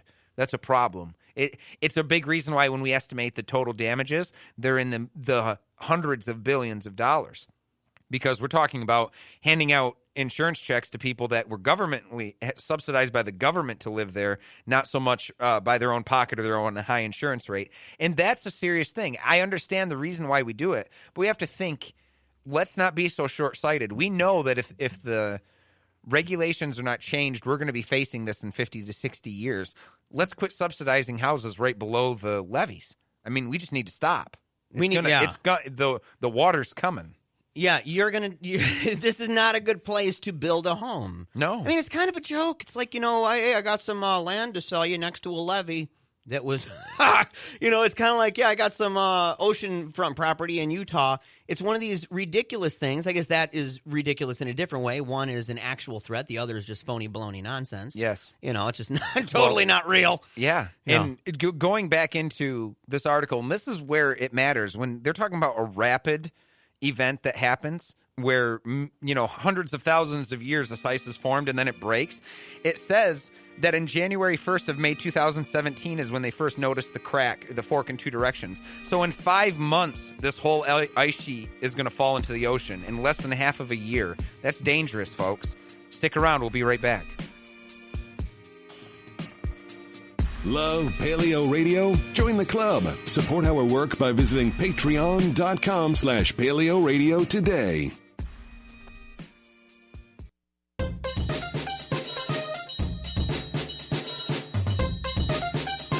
Back to Eagle and Dragon. Welcome back to Paleo Radio, the greatest show that airs here on Mondays, 10 a.m. to 12 p.m. Live in studio. You guys can call us, 616-656, to join the conversation and to answer the question of the day, which is, what is the name for a female swan?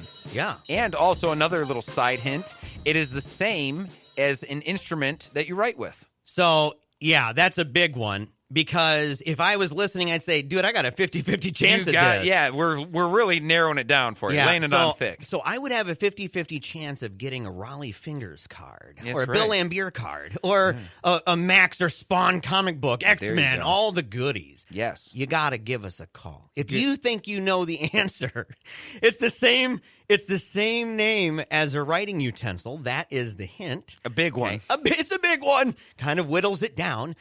But you can go ahead and give us a call at 616-656-1680 if you think you have the answer and would like to dip your paws into the highly coveted Paleo Radio vault. Yes, and again, like we said, we've got some pretty extensive books, some really good reading there, and it's straight from books that you and I have read. I mean, it's mostly Jeremiah's collection, but this is the collection of books that we ourselves are interested in that we're willing to give away. So big time. And I'll tell you, this right here, this is funny. It's related, right? We have a certain individual by the name of Kristen. Went to our Facebook over at Paleo Radio. We're totally verified with a check mark. You got to go do it. You So you got to find Paleo Radio with a little check. It's one word, capital P and a capital R in that. It says this: I don't know the answer to your swan question. I bet you would now, Kristen. I don't know the answer to your swan question, but I did get bitten by one in Switzerland when I was 9 years old. Yes. I wanted to pet her babies. Probably should have gotten a stitch or two even, but my mother was a nurse and patched me up, and we went on our travels. what a great story. Yeah. Thank you for sharing that with us, Kristen. I don't know if you knew that we'd read it on air, but we do keep tabs on our social media while we're on the show. If you guys if you don't have the time to call in, send us a quick message. We can talk to you that way. Yeah, But send a what message good to us. story. Look, we would love it. Go ahead and send a message to us at Paleo Radio or post the answer to our question, because there's a lot of people who are working right now. Yes. We know that's Yeah. true. There's a lot of people right now who are working, and they're saying, man, I've got the answer to your question about what the name of a girl swan is. Well, you know what? Find us on Facebook at facebook.com/Paleo Radio and post the answer there if you would like. And or call us at 616-656-1680. Exactly. And since we're talking about swans just real quick, I have my own swan story. Number one, swans are notoriously aggressive. Male swans will come after you. They bend their wings up and tilt their head and honk at you, and they chase, bite, hiss. They're pretty mean. Up at Manton Camp, Christian camp that I used to go to as a young kid, we had a cabin up there. There was a huge lake there, and there's two swans that were there, lifetime mates. And the male swan was notoriously mean and bit people and chased people off and went after everyone, and everyone wanted him to be gone, but he was actually owned by someone on the lake and kind of ran shot over everybody. And one day that swan, a tarp fell off of a boat, over the covering of a boat off the dock, and he got under the tarp, and the male drowned. And that was his demise, which was pretty sad. To the delight of a lot of the 8-9-year-old kids, though, that were getting chased and pinched and attacked by kind this of that thing with the wretched golfing. monster. You know, I used to go golfing all the time. I was on a high school golf team, played really good, loved it. And but I'd be out at this golf course, Cedar Creek is what it's called, Cedar Creek Golf Course over in Battle Creek area. And I'd go out there, and they had these swans. Everybody knew those swans, right? On that hole, it was hole number 7. And so you could go down there, and there's cute little swans, and you'd see them kind of walking around the place. Them buggers were seriously mean. Like that, that you stay away from the swan. Don't hit near the swan. But I think somebody ran into it. And I think that is how one of them died.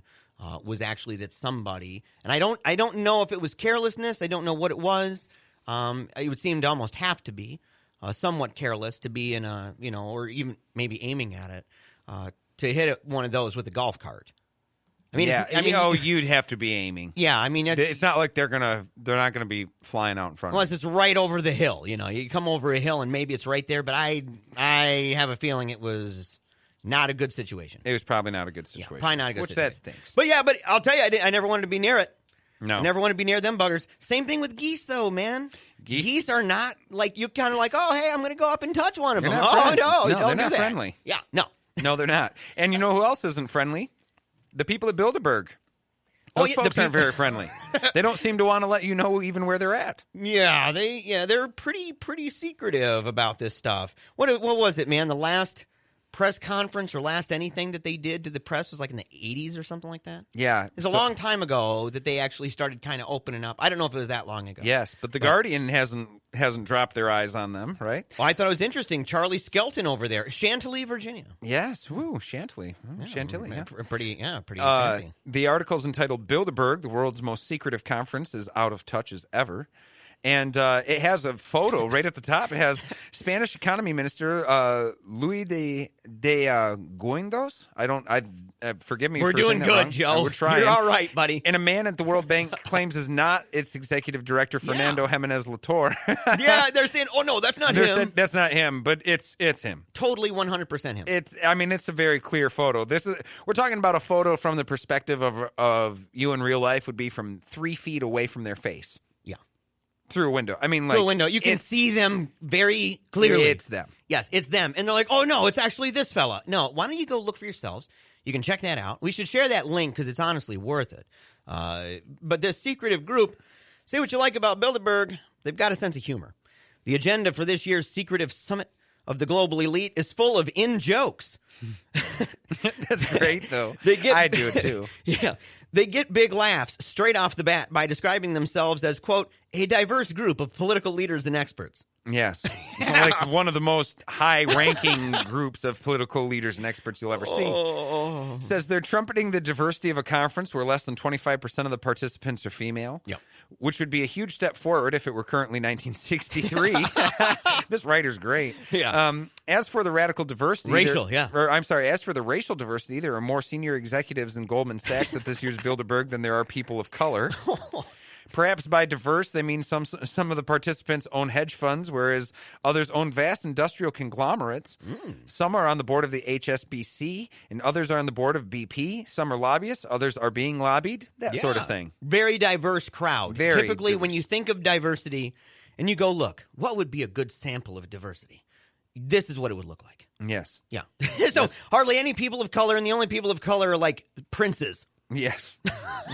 That's it. They're from terrible regimes that do terrible terroristy things all the time. So those kind of people. The drafter still has an agenda item. Can globalization be slowed down?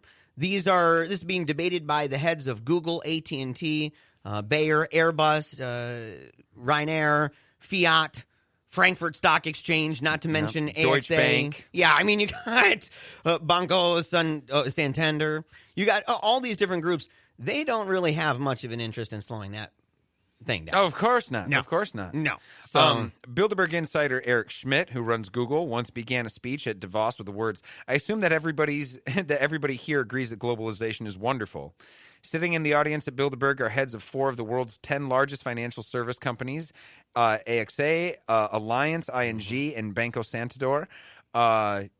You've got to assume that can globalization be slowed down is going to be met with roars of laughter and a hail of bread rolls. Yeah. So, of course, I don't know how serious that one was.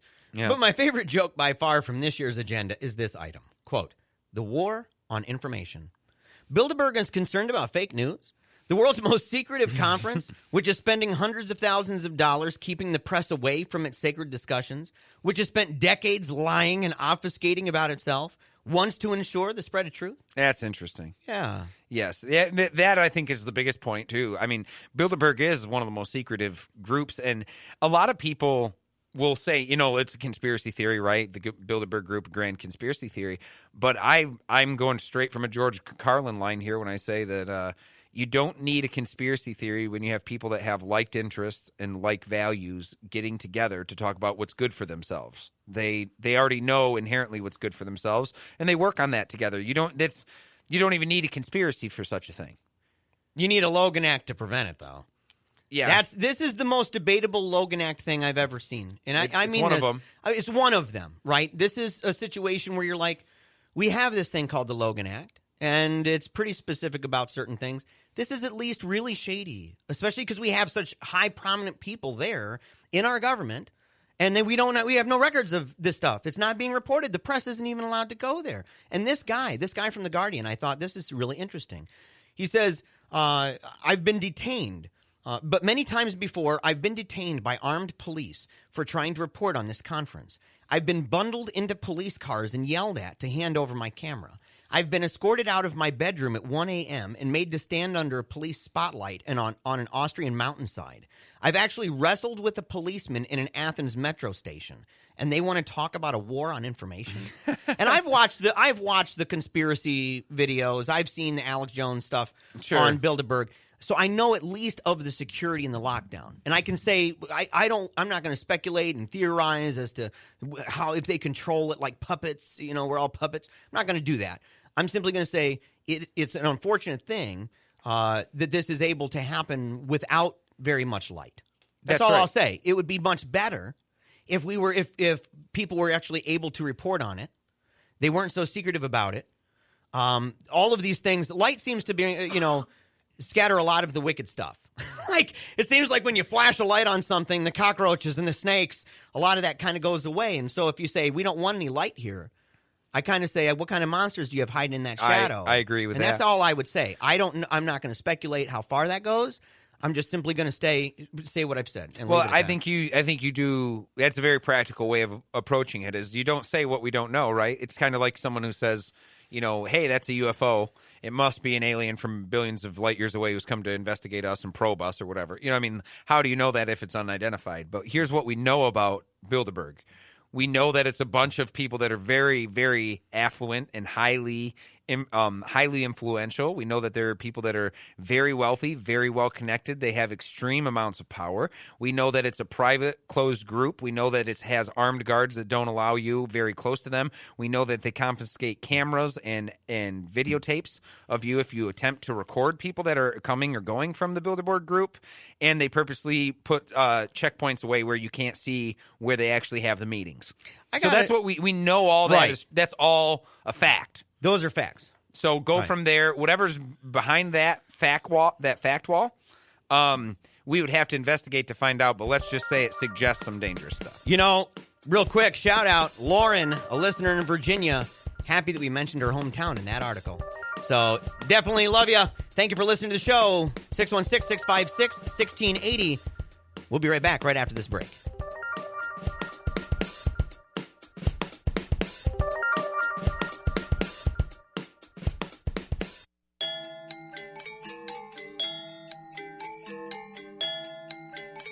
Now back to Joe and Jeremiah. Welcome back to Paleo Radio. We are in studio here for another 30 minutes. You've got us for that amount of time. If you want to join the conversation, you certainly can. 616-656 to join in. And also, you can get a hold of us on our social media. We have Twitter. We have Facebook. You can get a hold of us at Paleo Radio, or Paleo Radio Show is our handle on Twitter. And we would love to interact with you. And we just posted at Facebook.com/Paleo Radio. We just posted our question of the day. What is the technical name for a female swan? Yes. Call 616-656-1680 with the answer to win something from our prize vault. I was supposed to put or answer below. Because we would prefer if you call. We'd prefer you call, Yeah, but I you can want- always, maybe you we'll can always figure answer this on the machine. Yeah. I Yes. hate that, though. You got to give us a call. 616-656-1680. We want to hear you. Yes. That's what we want. Speaking of being heard, there was an activist shutdown of another activist parade. Right. The Yes, No in Justice, No DC. Pride parade. Yes. Right. So it says, protesters bring Capitol Pride Parade to a halt to end participation of institutions that harm historically marginalized LGBTQ2S communities. Demand Pride Planning Leadership Center of the Marginalized. Yeah, Center of the Marginalized. Yes. And this is actually done, I believe, by No Justice, No Pride. So this is This is by them about their statement. So I said, well, rather than reading about it from somebody else, why not go to the organization and find out exactly what they were talking about? Yes, exactly right. And so out of this article, it's from medium.com. It has DC's queer and trans community is no longer willing to accept that Pride isn't possible without support from the deeply problematic corporate sponsors. Capitol Pride has consistently demonstrated that it is more interested in accommodating the interests of metropolitan police and of corporate sponsors than it is in supporting the very communities it supposedly represents. Because of the current political climate and in response to years of being dismissed and ignored by Capitol Pride, members of Washington, D.C.'s queer and trans community looked to direct action on Saturday, June 10th, blocking the Capitol Pride Parade. Yeah. And it's interesting, in this statement written by them, DC's queer and trans community is no longer willing to accept. This was an activist group within a greater construct of the LGBT community. Group, yes. Yes. So a lot of people in the LGBT community are willing. So I think that it's, and I understand the rhetorical use of saying, DC's queer and trans community, we're done with this. You're a subset of this. A lot of the people involved in that situation, maybe not. It's where the debate happens with this. But I think it's just interesting to claim to speak on behalf of the very group that you're chastising for not including you as much as you would like to be included or centered in that. Yes. Yeah. I think it's interesting. No, I do too. And it says, similar to other protests at Pride events around the country, members of No Justice, No Pride, an ad hoc coalition of local organizers, brought the parade to a halt, offering a different vision of what LGBTQ Pride looks like and demanding that the Capitol Pride Board bar the participation of institutions that harm LGBTQ2S communities, specifically naming metropolitan police as well as corporations who profit from the pipelines and war. I can understand it. I can understand it, but at the same time, too, I can understand why having a humongous city pride day and having a humongous party would require the use, cooperation, and help of police and law enforcement. And that you could have a lot of police and law enforcement that genuinely support it. I mean, a lot of them go there in their overtime hours. Yeah, people want them to. People want organizations to not have a tense relationship with groups, even organizationally, institutionally. Does it mean it pans itself out perfectly? No. Is it a work in progress? It sure seems so. Yeah, it seems to definitely. be. Yeah. Well, and the good thing is that I'm sure that they've recognized it. I'm sure that the institution has seen it and is willing to work with them. The idea of protesting a protest, it kind of gets into going down the rabbit hole a little bit, I'd have to say. I can understand it. I think it's interesting, though, because Capitol Pride is now in the position of being somebody with a little bit of power and a little bit of decision-making, and they're being chastised for their decision-making instead of being the group doing the chastising. So it's going to be interesting to see how they handle that pressure. All right, we're going to go to Nancy calling from GR. She believes that she has the answer to our question of the day. She's listening to 95.3 FM. Thank you, Nancy, for calling. Thank you. Yes. So what do you believe is the answer to the technical name for a female swan? A pen. That is exactly right. Go. Yes, it is. A pen. Right. You nailed it. Yeah. We need to get really, really happy applaud music to just bump when that happens. We do. Because I'll tell you. But I wish I could clap 1,000 times over for you. Thank you so much for calling. Yes, you have the answer. Do we have her information already or no?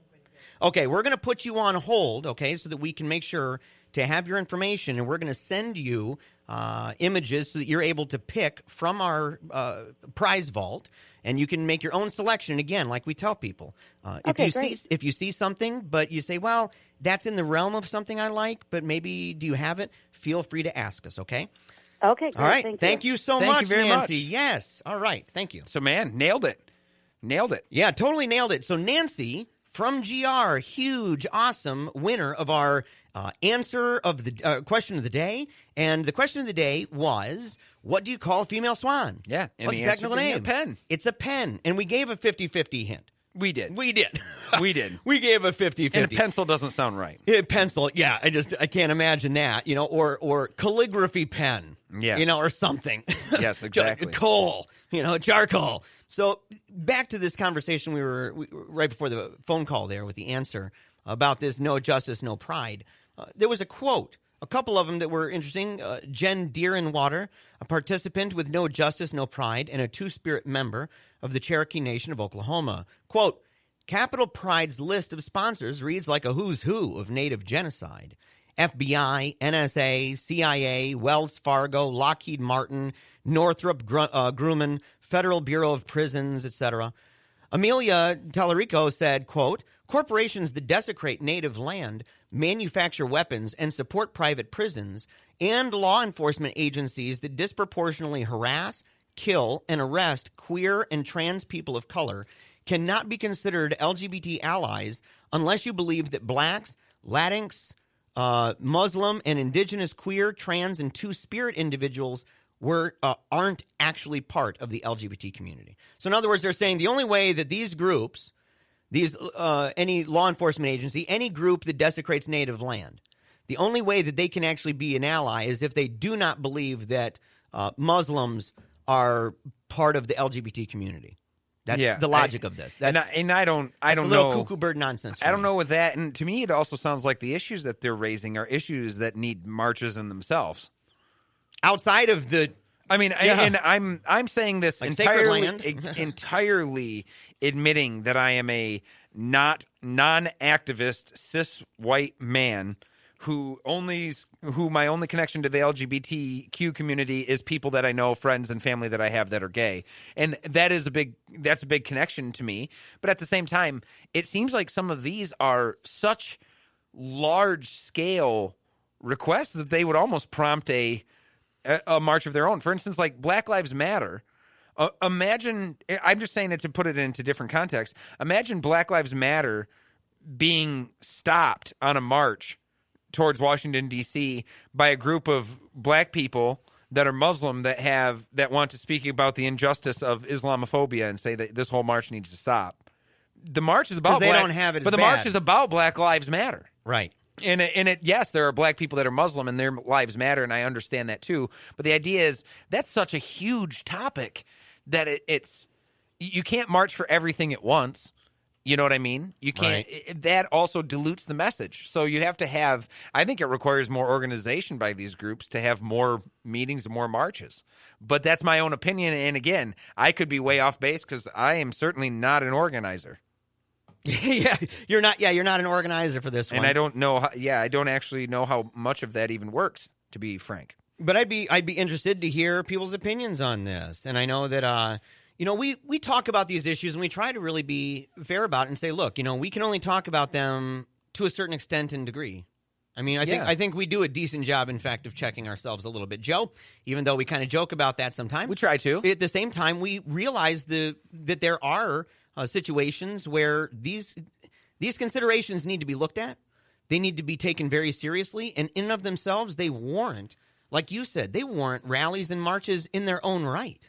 Yes. She said corporations that desecrate native land, manufacture weapons, and support private prisons, and law enforcement agencies that disproportionately harass, kill, and arrest queer people and trans people of color can't be considered it.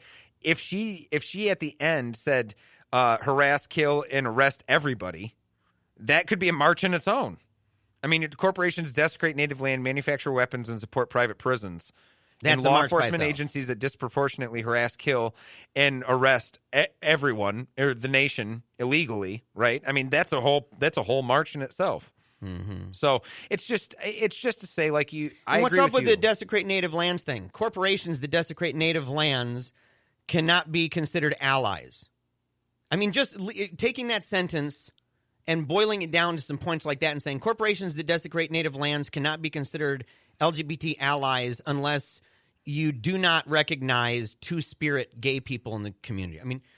Again, this is affecting a lot of people. To be frank, that's the DAPL problem of the march that needs to have its own march, stepping in and saying, well, you're affecting gay people too. And hey, not to be disingenuous because I know that's true, but that's an issue with corporations pushing through the Dakota Access Pipeline, which already has been leaking, even though it's just started running, by the way. But that's a whole entire separate issue. It requires whole marches. What it makes me think of is how fruitless protesting could be if smaller groups protest within the larger groups about protests themselves. For instance, there are people that are at Standing Rock challenging Dakota Access Pipeline, and Pride comes in and says we're turning this into a Pride protest.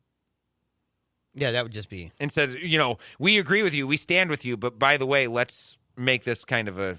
Well, I saw this with Occupy, man.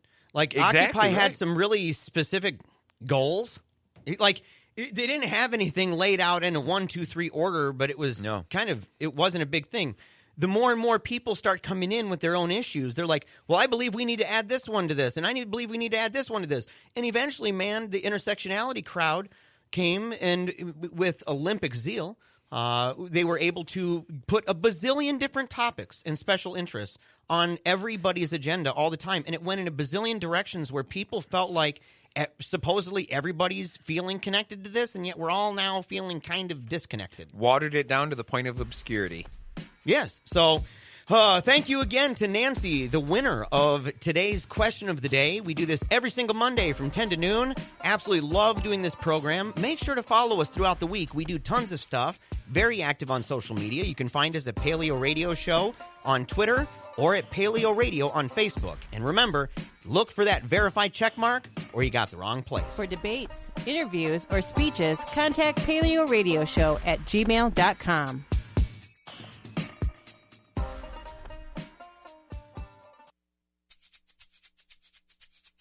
You love to hate 'em, you hate to love 'em.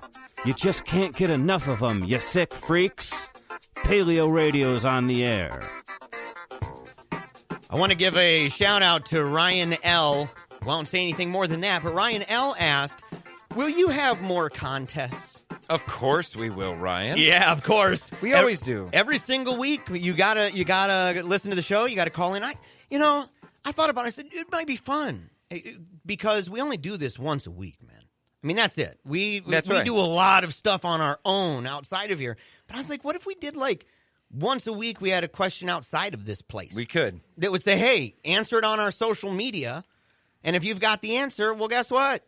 You dip your paws into this massive Paleo Radio vault. Yes. It's mega dope. It is seriously amazing. I mean, I don't know. You hear all the time. People turn on the radio, flip around, and hear the person say, hey, I'm giving away this ticket, or we're giving away this and giving away that. You have the ability with this to choose for yourself on a wide range of stuff, including DVDs, CDs. There's a ton of different options, and you can find out more about that. But I had to say this too, because we don't get bombarded with people who contact us on Facebook Messenger. Like, we don't like to use that. We've kind of made that kind of clear to people. We don't prefer to use Facebook Messenger to talk. No. But dude, we got this thing from a guy named Lee. Acts 1-8 Ministry has a free outreach program called PAC, Planned Acts of Christian Kindness. Makes sharing God's love easy and creates good news God stories in your city. Please consider playing our PSA. Your listeners will love it. Here's a link. I think you sent it to the wrong show. Yeah. Sorry, guy. It's probably not going to work with us. I don't know, Lee. I mean, hey, you're doing some work, right? You're busy. Well, maybe we can talk about a counter ad for us. Yeah, and we can give them one that they can put in their pamphlet at church that talks about joining Paleo Radio, which adheres to a critical view of the world and a secular view of the world. And if they're interested, give us the link. And so look, maybe we can do a tit-for-tat trade. So, Lee, if you're really interested in anybody there at Acts 1-8 Ministry, if you're interested in that exchange, go ahead and email us at paleoradioshow@gmail.com. Again, very easy, paleoradioshow@gmail.com. And that's where all the hate mail can go too, Joe. Yes. Yeah, so the haters, haters have a home. You can send all that hate mail there, too. We do read it. We do enjoy it. In fact, there are people that do write us a little bit of hate mail. We kind of like it. If you do and it starts to get even bigger, we might even turn it into a segment where we get to read some of the best of the worst messages. I like, what's his name, man? David Packman. You knew right where I was going, I knew right where you were going. I think that is so good. Hatriot mail. Hatriot mail. And he even gets a guy to do a voiceover of it and purposely read the misspelled words, and it's everything you want it to be and more. It is hilarious, but what that is they've set up a phone line so that people can call and they leave messages. That's all it is. It's just a message box, basically, right? So you call And there are people calling his show with some of the funniest things where they hate him. Oh, they hate him. They hate his guts, man. They call him a dirty Jew. And Yeah. I mean, for real, they call him a bunch of terrible derogatory names. But the way that David Pakman plays it is what I like about it is obviously these people are being spiteful and he's turning it into a hilarious thing. Yeah, he turns it into that. So happy for him for doing that. So we have to come up with something kind of like Similar. that. It's too good, and we really do need that because there is some hate out there for Paleo Radio. We've endured it all. I mean, we've had stuff flagged. We've had an account flagged. Yes, we had our ad manager account revoked. I mean, dude, this is a serious thing. And you look and you say, "Bring it on, kiddos." You ain't stopping this train. And the other thing too, and this is the most important thing, is we're not a vulgar show. No, we're not a show dedicated to just agitating people. We don't get a rise out of trolling. Jeremiah and I aren't guys that spend our time on Twitter refuting arguments we don't like with everybody for years and years and stuff. I mean, we like to have a well-rounded life. But the point is that there are times where attempting to have a rational conversation still gets you into the area of being labeled and seen as somebody who's completely and utterly ignorant. And we've had that happen to us on occasion where even just engaging in a conversation on your own wall can get you flagged. Oh, yes. That's exactly. On your own post. On your own post. Yes. Yeah. And so, look, we've been there, and now we've made it so that you can just very easily make sure that we get that hate. You can send it in a video form. You can send it as a podcast. You can send it however you would like, but make sure to send it. And to do it at PaleoRadioshow@gmail.com. Yes.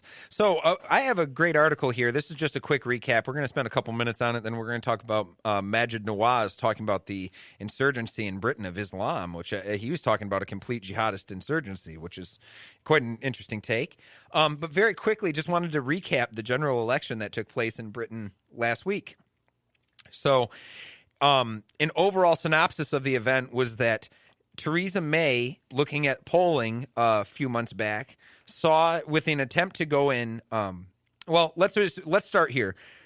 Britain basically was going to decide if it's going to have a hard Brexit or a soft Brexit. Either way, break that down for people. Okay, so a hard Brexit would be one that is completely withdrawing from the EU, scratch, point blank. We pull everything out and we just renegotiate the whole thing, but having staunch limits and saying we do not negotiate on point A, B, C, D, and D. These are our points that we don't even touch these, and saying we'll start a whole new forged relationship with the European Union. A soft Brexit is the attempt of saying there's certain things that we can compromise on, like mobility of people in our country.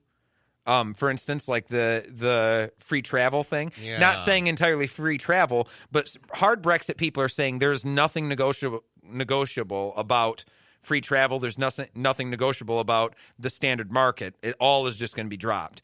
Soft Brexit saying we should review these items as we renegotiate to see if it can help us with better deals. So there's a fundamental difference in how people in Britain are looking at how to leave the European Union. Hard, which is just straight off not cutting and running, but just direct and utter slicing of the cake right in half. And then we negotiate from there. The other is to maintain a relationship and work it out as they go. What's his name lumped those two groups in together? Nigel Farage. Nigel Farage went on the air. Yeah. Yes, you had a tweet and I wrote about it, but and Nigel Farage is correct, where he said 85% of the people that voted were pro-Brexit. But he's not differentiating between soft and hard Brexit. He's not, and he's also not differentiating between the fact that no one was voting to leave Brexit. There's not a candidate in the run that said they're going to stay. Jeremy Corbyn is planning on leading a soft Brexit. Theresa May and the Tories wanted to lead a hard one. Where this was a political miscalculation was Theresa May saw the polls 3 or 4 months ago and saw a huge lead for Tories and Conservatives and for more of a hard Brexit challenge. And she took the opportunity to take a snap election here in June. And in that time, she wanted to get a majority of seats to make it easier to negotiate. Why? Instead of having to negotiate with the European Union and with the Labour parties within the British Parliament, she could just get the majority and just work with the EU, basically, is what her attempt was. And the results didn't work out in her favor. So this is just the article. Will be quick, but The British Prime Minister Theresa May's gamble in calling an early election spectacularly failed on Thursday night when she lost her majority in Parliament and was forced to turn a deal with a smaller party to stay in power. May's attempt to forge a deal with Northern Ireland's Democratic Unionist Party does not put Brexit in doubt by any means, although negotiations, due to start within days, may now be even more complex and less predictable. So what they're saying is now Theresa May's got to adhere to more of the Labour Party that's in seats, not as many as the Tories. The Tories still have a government majority. They still are the leading party in the UK. But now when they negotiate Brexit, they're going to have to deal with more Labour Party seats in their own country, which can make Britain's messaging a little convoluted for the EU. You're going to get mixed messaging coming from Britain in terms of what they want out of the deals. So overall, it is a major loss for the Tories that she didn't get the majority, especially with a huge lead. It said May had called the election, which did not need to happen until 2020, at a time when she was riding high in the polls and had hoped to increase her small majority of 17 in order, she said, to strengthen her hand in the imminent Brexit talks. So most important thing, she held the lead by 17 seats when she started this election in a gain to get more. And after the campaign in which she was criticized as a dull and robotic and major policy failure, the Prime Minister lost 12 seats in her control of Parliament. So now her seat control is only down to 5. So in an attempt to gain more power, she actually lost 12 seats. But there's a lot more to this. This doesn't mean at the end for Tories and the end for Brexit in any means at all. Yeah, so I mean, we're not happening. at that moment with what's his name? National Review. Oh my gosh, dude. I don't recall the name. Bill Buckley. William Buckley Jr. No, we're not at the William Buckley Jr. moment of saying that it's just all over. No. Yeah, no, in fact, most people, a hung parliament is in the favor of the Labour Party, not the Tories. So this is a huge, if you're a liberal and you're in Britain, this would be a very happy election for you. Labour Party did scores better than they thought they would.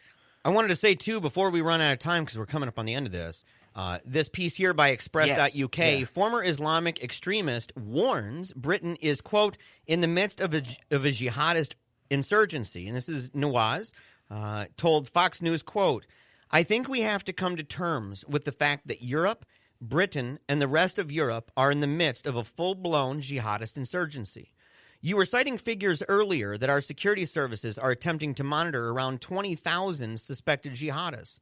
That, by the way, is out of a population in the UK of just 5% that are Muslim. That means 23,000 from 4 million Muslims in this country. I like the way you broke that down. Me too. Around those 23,000, those who are jihadists, around them will be those who sympathize with the ideology, Islamists who believe in establishing a caliphate, and those who empathize with their friends. If that's not insurgency levels, I don't know what is. That's a great point by Majid Nawaz, and someone that people should really be paying more attention to. Ayan Hirsi Ali, Faisal Saeed Al-Mutar, Majid Nawaz. These are people that have real-world experience with jihadism, insurgencies. They have real-world experience with Islamic extremism, and they need to be heeded on what they say. All right, that's the end of our show. Make sure to check us out on Twitter. Check us out on Facebook. Go there during the week at facebook.com/PaleoRadio for a question of the day. You might get a prize. Make sure to be back next week from 10 to noon for more Paleo Radio.